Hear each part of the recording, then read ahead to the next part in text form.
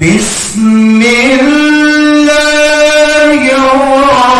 الرحمن الرحيم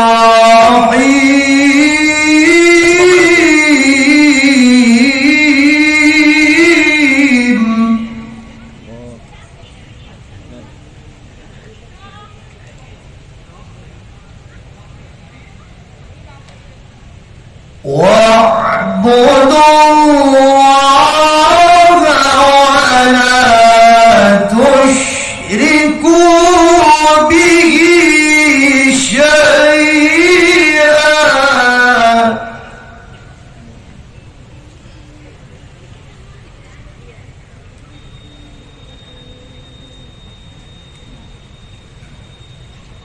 ولا تشركوا به شيئا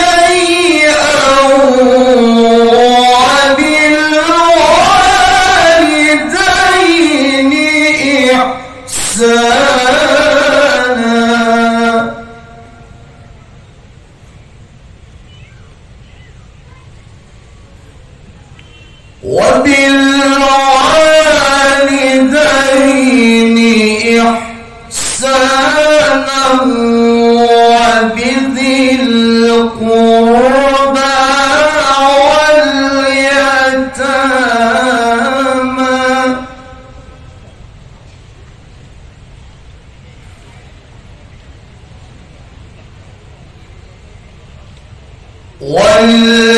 واليتامى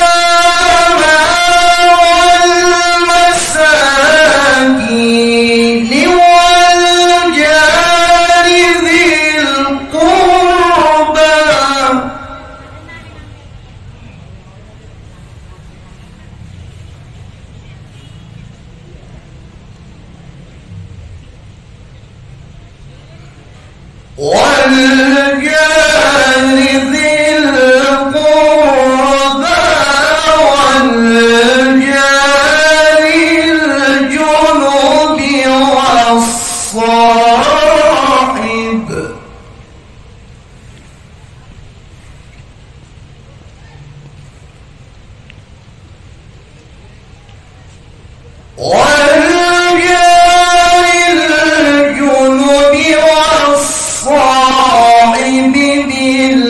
بالجنب وابن السبيل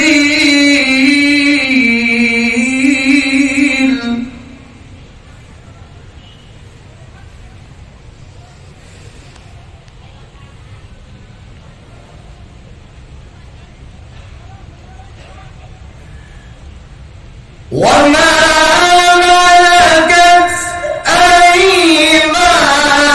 أيمانكم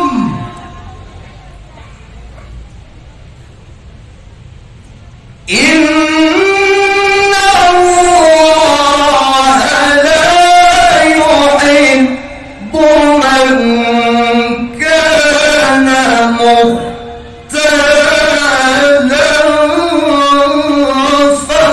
فخورا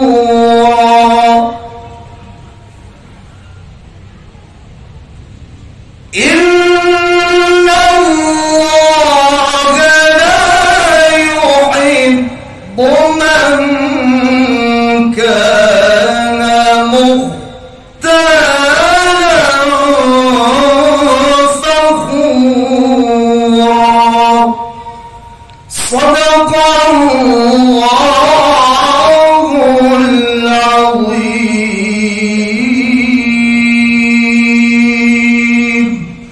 Kita muliakan Bapak Gubernur Sumatera Utara yang berkesempatan hadir untuk menyertai kita semua dalam acara buka puasa bersama ini. Yang saya hormati para pejabat yang berkesempatan hadir, yang saya hormati Bapak dan Ibu, para jamaah sekalian, yang menurut informasi kepada saya yang hadir ini adalah para guru-guru agama atau perwakilan dari guru-guru agama yang jumlahnya saya lihat cukup besar. Kemungkinan berapa ini kalau hitung-hitung tenda mungkin hampir 1000 lah ya.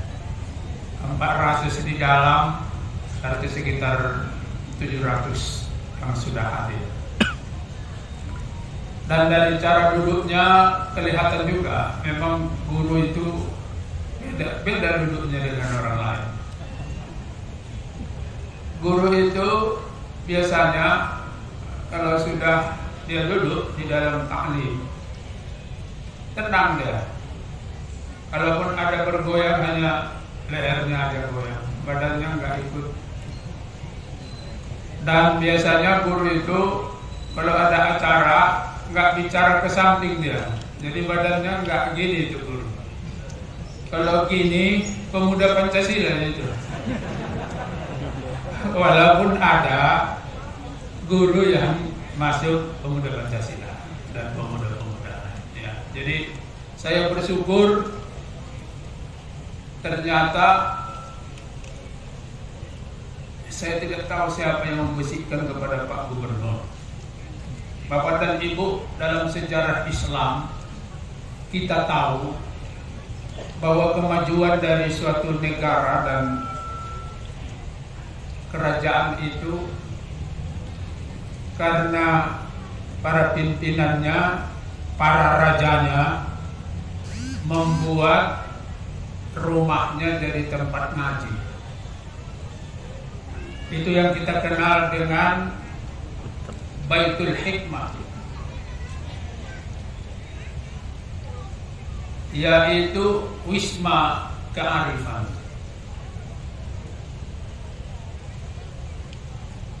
Istana-istana raja di dalam sejarah Islam yang maju itu menjadi tempat ngaji masyarakat.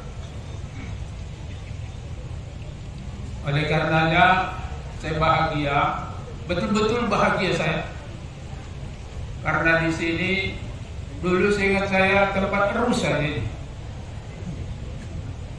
Ini lapangan ini tempat rusa. Ada yang bilang ke saya, mari kita ke rumah Pak Gubernur karena situ banyak rusa di belakang. Kalau tahun ini saya lihat, mari kita ke rumah Pak Gubernur karena di lapangannya ada pengajian gitu. Jadi itu Baitul Hikmah ya. Jadi ada wisma kearifan. Terutama Bapak dan Ibu yang guru sejarah, saya kira sangat mengenal bahwa ciri dari sejarah Islam bahwa pemimpin mereka menyediakan rumahnya menjadi tempat mengaji bagi para warga. Saya tidak tahu apakah peserta ini semuanya sudah pernah masuk ke komplek ini atau sebagian saja yang sudah pernah. Kalau belum ya selamatlah bisa masuk ke rumah gubernur. Itu mahal itu. Kalau dari Langkat nanti pulang dia ke Langkat seminggu ceritanya ini. Kami dulu di rumah Pak Gubernur begini. Bayangkan ustadznya aja rektor UIN. Kan ngeri itu. Nah, untuk itu pertama atas nama Ustadz lah saya sebut ya, kami menyampaikan terima kasih kepada Pak Gubernur. Sebelum tadi dimulai acara ini, Pak Gubernur membisikkan kepada saya, ini biasanya anak-anak yatim kita undang ke sini katanya. Tapi sekali ini diundang guru-guru. Belum saya jawab, tapi sekarang ingin saya jawab pertanyaan Pak Gubernur. Sebelum saya jawab, pertama, bagus sekali suara mic ini. Ada Bapak terasa kan? Bersih. Tidak kayak suara masjid di apa ini? Batang Serangan. Batang Serangan kan lebih besar suara kita langsung daripada suara mic-nya. Jadi Pak Gubernur, ini laporan saya yang pertama. Persoalan masjid-masjid kita sekarang ini adalah persoalan speaker. Ya kan? Tapi awak bukan minta, melapor aja. Bapak Ibu yang saya hormati ya, Di dalam Islam, posisi guru itu penting sekali. Oleh karenanya kehadiran ibu-ibu dan bapak-bapak di rumah Pak Gubernur ini semoga membawa berkah kepada kita. Amin. Beliau bersama keluarga sehat dan kita sehat semua. Dan apa yang menjadi cita-cita kita bersama memajukan Sumatera Utara bisa berhasil dan dijabah oleh Allah Subhanahu wa taala. Sebelum saya masuk ke petunjuk Rasulullah, saya ingin ingatkan Bapak dan Ibu para guru, ketika Hiroshima dan Nagasaki dihulu lantakkan oleh bom sekutu, begitu kota itu rata semua karena sudah hancur, bangkit raja, bangkit kaisar. Yang pertama dia tanya, coba selidiki berapa lagi guru yang masih tersisa.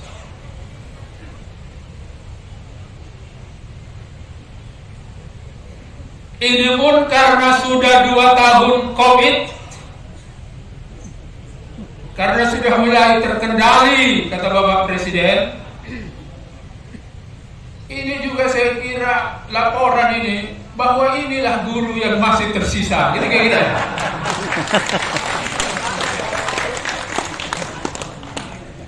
Walaupun tidak persis kalimatnya begitu, Pak Gubernur, ini guru-guru yang siap melanjutkan tugas-tugas untuk memajukan Sumatera Utara. Itu analisis sejarah itu ya. Sekarang saya tunduk kepada petunjuk Rasulullah. Rasulullah Shallallahu Alaihi Wasallam bersabda, "Kun aliman, au muta'alliman, au sami'an, au muhibban, wala takun khamisan fatahlik." Ini hadis sahih. Rupanya Nabi membuat peringkat manusia. Beliau mengatakan, kun aliman, sebisanya kamu jadi guru. Rupanya posisi pertama paling tinggi di dunia ini adalah guru. Oleh karenanya awak pun segan-segan juga ceramah di depan guru, ya kan? Tapi karena awak juga guru, beranikan diri. Tapi menurut Rasulullah, posisi tertinggi dari strata sosial manusia itu adalah guru.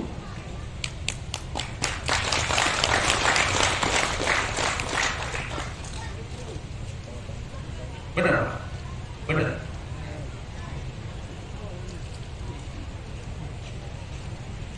Ini nampaknya aja yang nggak besar-besar badannya. Sebenarnya kalau posisinya hebat ini ya kan. Kalau besok yang berbuka para pejabat lebih besar-besar badan, tidak seperti ini. Dan guru rata-rata kecil badannya. Benar itu. Kenapa? Jarang makan haram. Betul nggak gitu?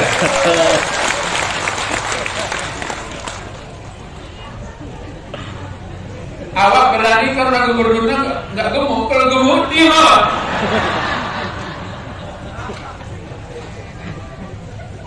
Jadi kun aliman, itu Rasulullah itu.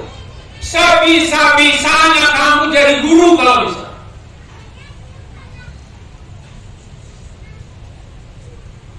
Jadi guru itu berat itu. Berat kali jadi guru itu. Ketika orang berlomba bahwa orang yang dianggap paling hebat adalah kendaraannya yang paling baik, bagus, mahal, guru gak ikut. Guru gak ikut perlombaan seperti itu. Perlombaan para guru adalah siapa yang paling banyak muridnya jadi juara. Betul ya? Jadilah kamu sebagai guru. Itu posisi pertama. Kemudian au muta'alliman. Kalau kamu tak bisa jadi guru, kamu jadi murid.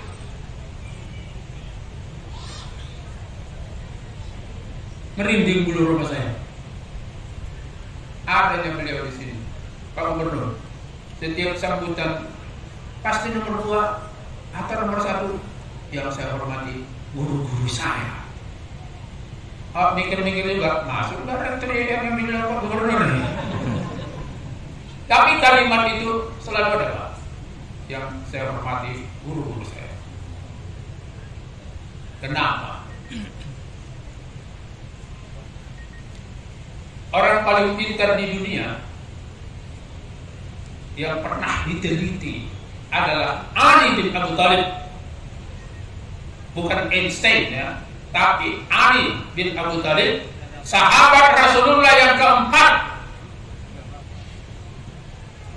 Sahabat utama Rasulullah Abu Bakar, Umar, Utsman dan Ali karramallahu wajhah. Ali yang cerdas ini pernah mengeluarkan kata-kata yang sangat penting. Apa itu? Ana abdu man allamani harfan. Aku adalah hamba sahaya bagi orang yang pernah mengajariku walau satu. Luar biasa. Orang yang paling cerdas di dunia, ternyata filosofi hidupnya adalah aku adalah hamba sahaya orang yang pernah mengajariku walau satu huruf. Ngeri kan? Pertanyaannya, ini guru-guru ini dibilang muridnya nggak sama dia begitu? Pernah Bapak dengar itu? Jarang itu.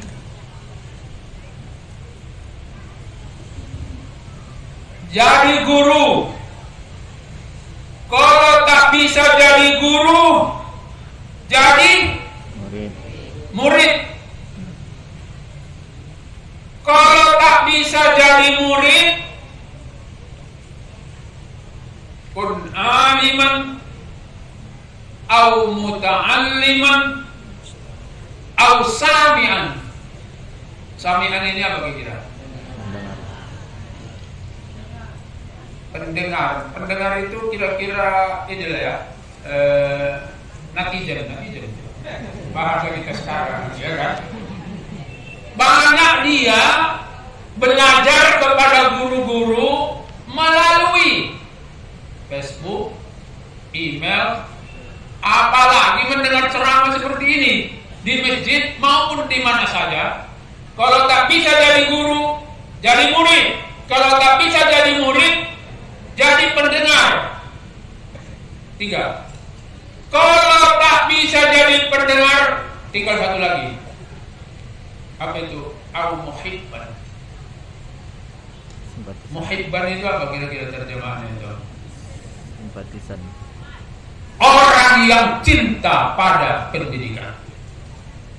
Simpatisan pendidikan.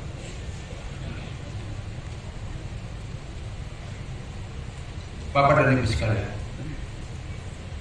mohon maaf saya, waktu Pak Gubernur pasti sempit. Tetapi beliau menyediakan waktu untuk menerima guru-guru sekalian. Kenapa? Karena kita adalah pencinta pendidikan.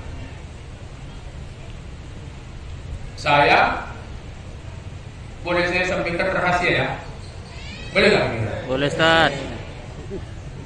Karena saya memimpin UIN itu sekarang, Bapak dan Ibu, awak cerita sedikit. Muridnya itu 35.500. Murid UIN itu 35.500. Dosen dan pegawainya 850. Tapi bukan itu yang mau saya sampaikan. Yang mau saya sampaikan adalah kata-kata Pak Edi. Saya kalau UIN yang undang, saya pastikan saya datang.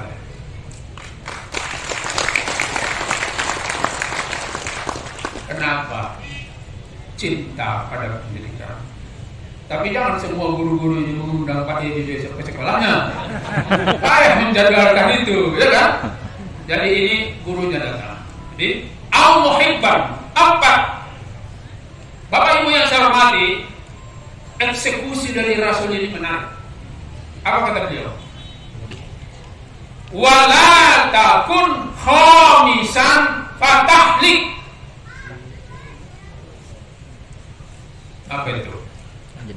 Jangan kamu berada pada posisi yang kelima. Tidak guru, tidak murid, tidak mendengar, tidak simpatisan. Jika kau di luar itu, fatahlik, kau manusia celaka.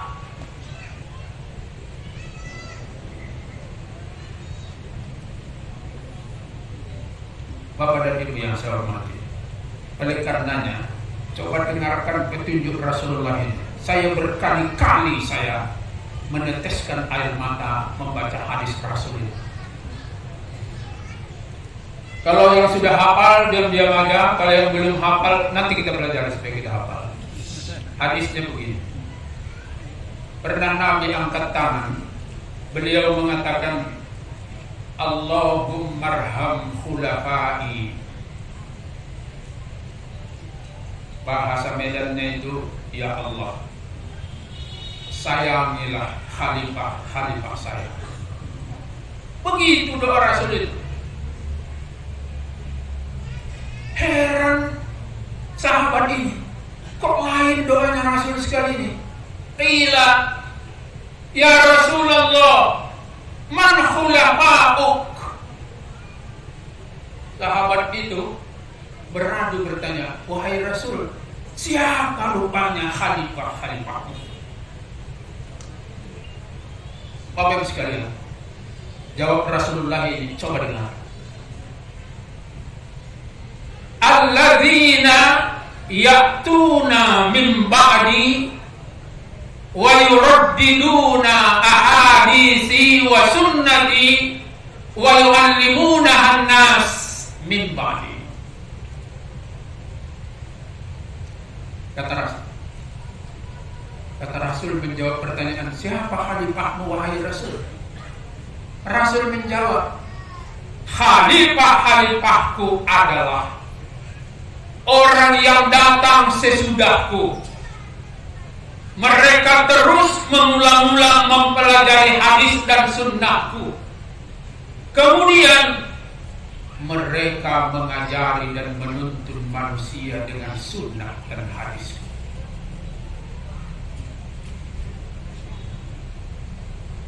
Apa enggak menetes air mata kita? Kira-kira yang dimaksud Rasul ini apa ya? Guru agama kayak begini, itu yang dimaksud oleh Rasulullah. Jadi guru agama inilah khalifah-khalifah Rasulullah. Sampai terangkat tangan beliau untuk berdoa, Allahummarham khulafai, ya Allah, sayangilah para khalifah-khalifah. Kita berdoa, berharap kiranya Pak Gubernur nanti di sholat beliau di maghrib, karena kita berada di sini juga, menyampaikan sepotong doa, ya Allah, sayangilah guru-guru agama. Cocok tak kayak kita itu? Cocok. Alhamdulillah. Bapak Ibu yang saya hormati, waktunya sempit kali. Saya sisakan waktu 10 menit untuk Pak Gubernur. Oh, oke. Begini Bapak sebenarnya, kenapa posisi dari guru agama itu penting? Gini, mohon dengar yang saya sampaikan ini, karena mahasiswa yang 35.000 yang saya didik itu adik-adik dan anak-anak Bapak dan Ibu sekalian, mereka masih lemah dalam bidang akidah dan tauhid.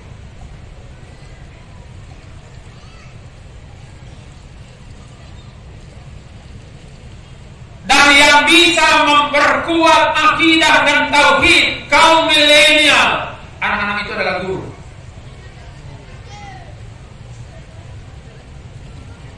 Dalam satu perjalanan saya ke China, pernah kami masuk ke sekolah komunis. Ibu-ibu dan bapak-bapak, mohon perhatikan betul dulu cerita saya ini, karena ini cerita menarik. Dibawa kami ke sekolah komunis. Kebetulan istilah kita di sini masih TK, sekolah TK. Saya guru besar dibawa ke TK. Begitu kami dulu dipersilahkan gurunya, anak-anaknya ini menunjukkan keahliannya, kemampuan. Ada yang bicara, ada yang menari, ada yang berjoget, dan lain-lain sebagainya. Setelah selesai, betul-betul saya simpatik dengan kemampuan anak-anak itu.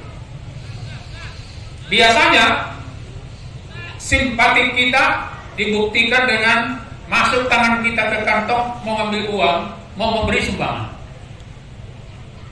Saya ambil uang saya, maju saya ke anak-anak ini, saya beri uang, diam aja, diam, bergerak pun enggak. Kasih sini, diam.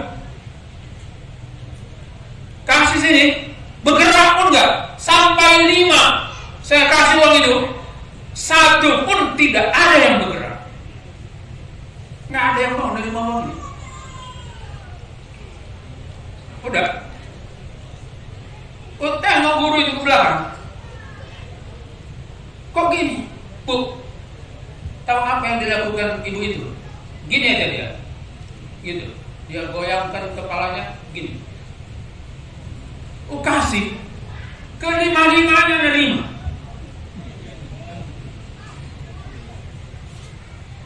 Saya tanya lagi, kenapa sampai begitu?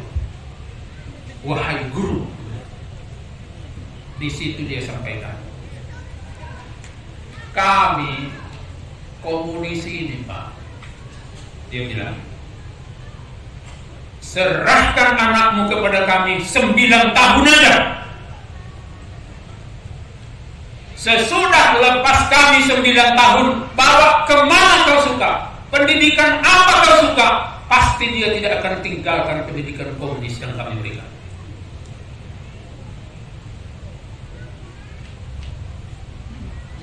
Pertanyaan saya, murid-murid Bapak itu kalau dikasih sore gini terima nggak? Nggak lompat. Sediakan 5, datang 15, betul? Siapa yang salah gitu kalau begitu? Nggak bisa jawab kan? Yang salah itu Bapak dan Ibu sekalian. Kenapa? Tidak bisa menghujamkan akidah di dalam hati sanubari anak kita.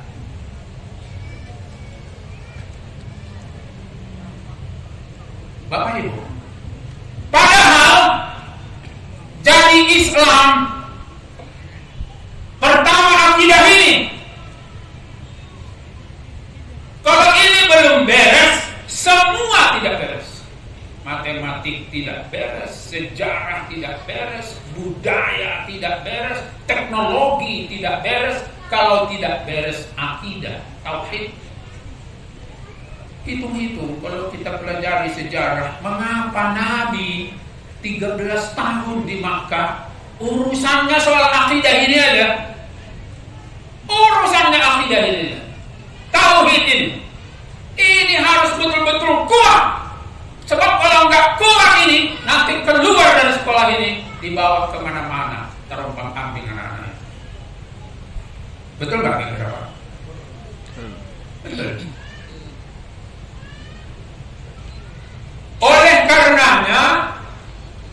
dalam sholat itu Fatihah itu wajib.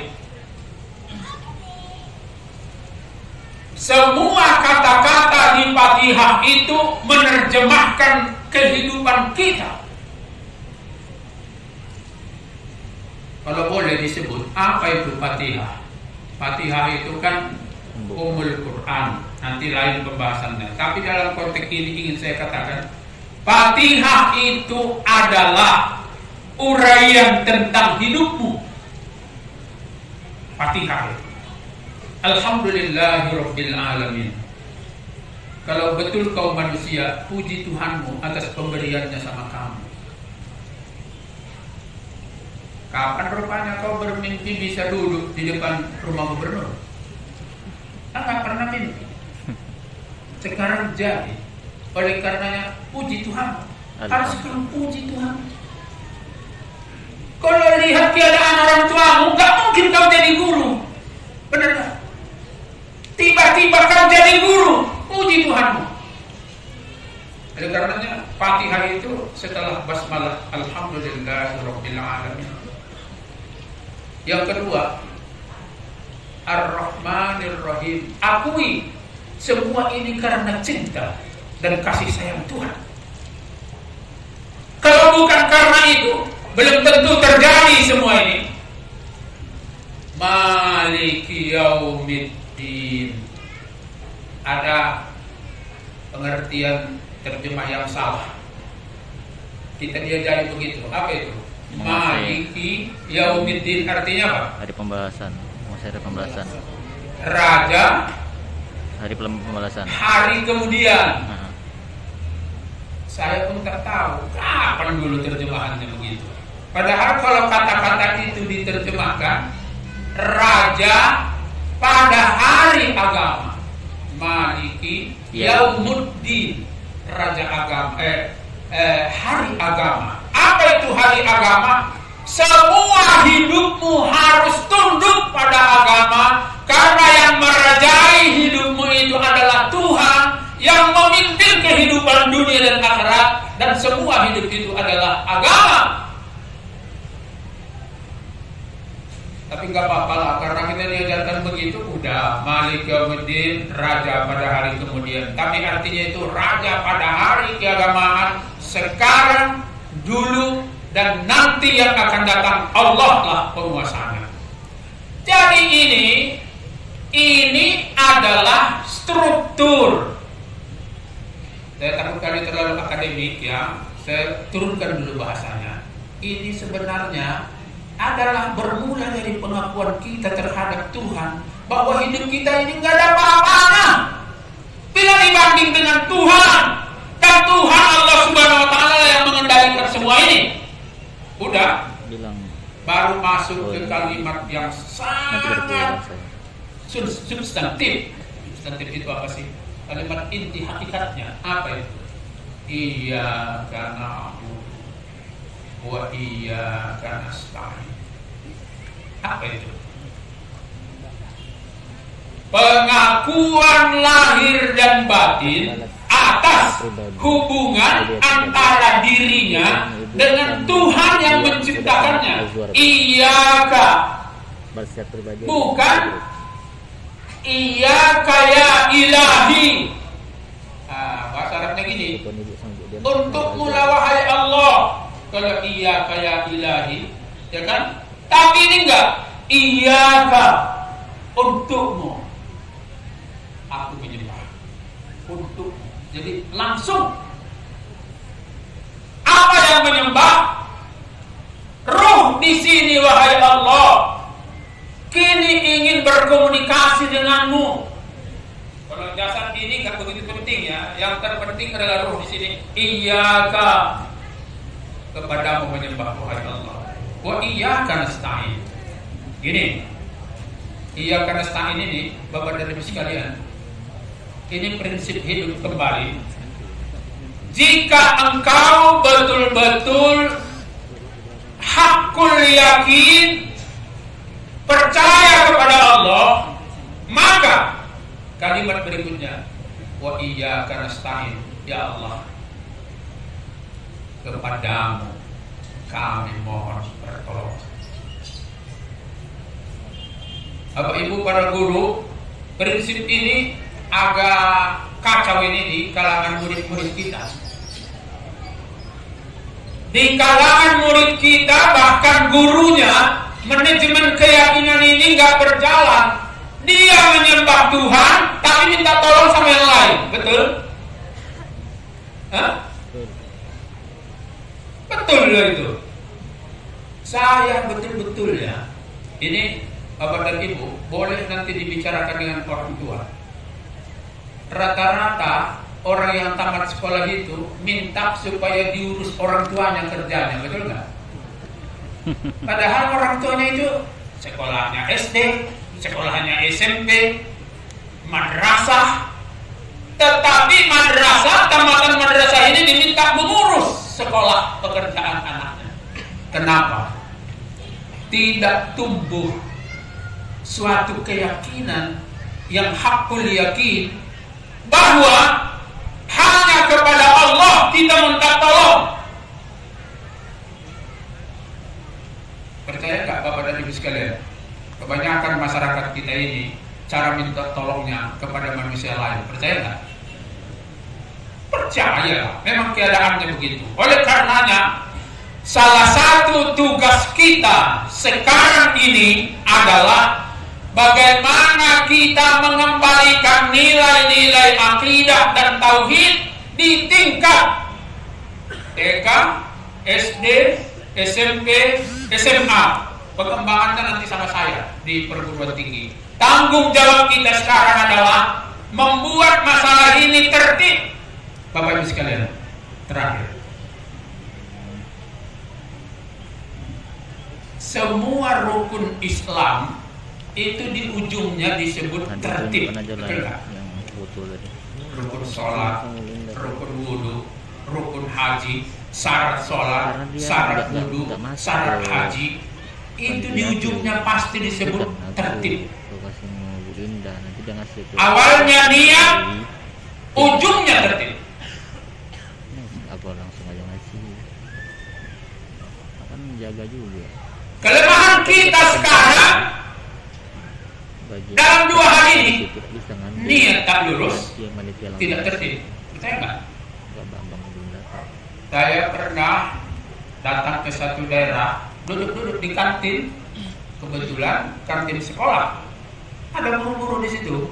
Pas di kantin itu ditanya saya, dia bilang gini, Pak, katanya, Pak Profesor, katanya, kalau ada 5 orang guru duduk-duduk di kantin, apa yang mereka bicarakan?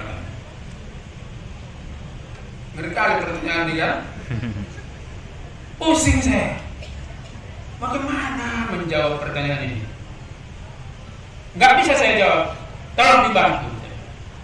Tahu apa jawabannya? Dia bilang, kalau 3-4 orang guru-guru di kantin bercerita-cerita lebih dari 1 jam, maka pembicaraannya menjurus kepada lama kali kepala sekolah ini nggak diganti-ganti. Iya kan? Dia di kantin minum lebih setengah jam, ujung-ujung pembicaraan, kapan kita ganti di kepala sekolah ini? Benar kan? Itu nggak tertib. Waktu saya wakil rektor di UIN, pernah saya kumpul mahasiswa. Tiba-tiba mahasiswa itu angkat tangan dengan tangan kiri. Permisi Pak, saya mau bertanya dengan tangan kiri. Karena saya juga tukang demonstrasi dulu, saya bilang turunkan tangan. Karena tangan yang kau angkat adalah tangan kiri, sekarang ganti tangan kanan. Gantinya, sampaikan pertanyaan. Apa yang ingin saya sampaikan? Enggak tertib. Ujung dari keimanan itu adalah tertib. Kalau jadi kepala. Kalau jadi anggota. Jangan anggota mau jadi kepala, benar? Kalau mau jadi guru. Kalau mau jadi murid, murid. Kalau jadi wali kelas. Jangan wali kelas seperti kepala sekolah. Benar? Jadi ujung dari keimanan itu sebenarnya diuji apakah orang itu tertib atau tidak. Bapak dan Ibu sekalian, Pak Gubernur yang kami muliakan, kita bersyukur kepada Allah bahwa selain kita berbuka bersama, kita melakukan pengajian di tempat yang sejuk ini, saya berharap apa yang saya sampaikan ini berkah. Sekarang ilmu banyak, berkahnya kurang, maka setiap malam Rasulullah menangis. Dan saya pun hampir tiap malam saya renungkan ini, bagaimana supaya kata-kata guru ini menjadi berkah di tengah murid-muridnya. Semoga Allah Subhanahu wa taala meridhoi kita semua. Harapan kami Bapak dan Ibu sehat setelah pulang dari tempat ini, dan tolong diceritakan selama seminggu atau 2 minggu enggak apa-apa, ya kan? Tetapi ceritakanlah yang baik-baik agar sekolah kita bisa lebih baik di masa yang akan datang. Terima kasih. Billahi taufiq wal hidayah. Wassalamualaikum warahmatullahi wabarakatuh. Kita sambut dengan